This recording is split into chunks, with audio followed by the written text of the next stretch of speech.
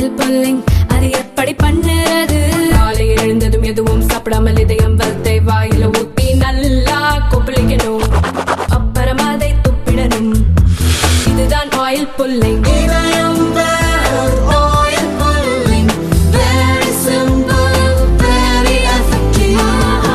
முதலமைச்சர் சொல்றார், ஆமா முதலமைச்சர் அவர்களே, உங்க மருமக சபரீஷன் கோடி கோடியா சம்பாதிக்கிறனால இந்த 12 லட்சம் ரூபாய் கீழே வரமாட்டார், அதனால உங்களுக்கு கோபமா?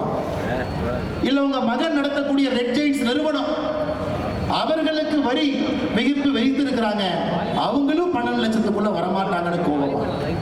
நடுத்தர மக்கள் சந்தோஷமா இருக்கிறாங்க, அவர்கள் சம்பாதிக்கக்கூடிய பணத்திலே வரி வேண்டாம் என்று மோடி சொல்லி இருக்கின்றார். 12 லட்சம் ரூபாய் வரை 87% இந்தியாவில் வரி கட்டுறவங்களுக்கு வரி இல்லைன்னு சொல்றாங்க, அவங்க சந்தோஷமா இருக்கிறாங்க.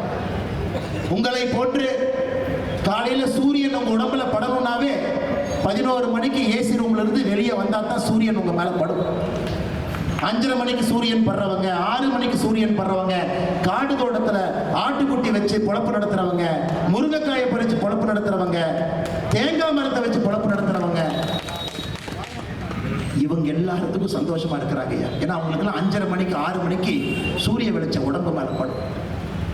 இந்த 11 மணி 11:30 மணிக்கு இரவில் 2 மணிக்கு படுத்து தூங்கிட்டு காலையில 11 மணிக்கு எந்திரிச்சு 11:30 மணிக்கு வெளியே வர்றாங்கல்ல, அவர்களுக்கு மோடியின் மீது கோபம் தான் இருக்கத்தான் செய்யும்.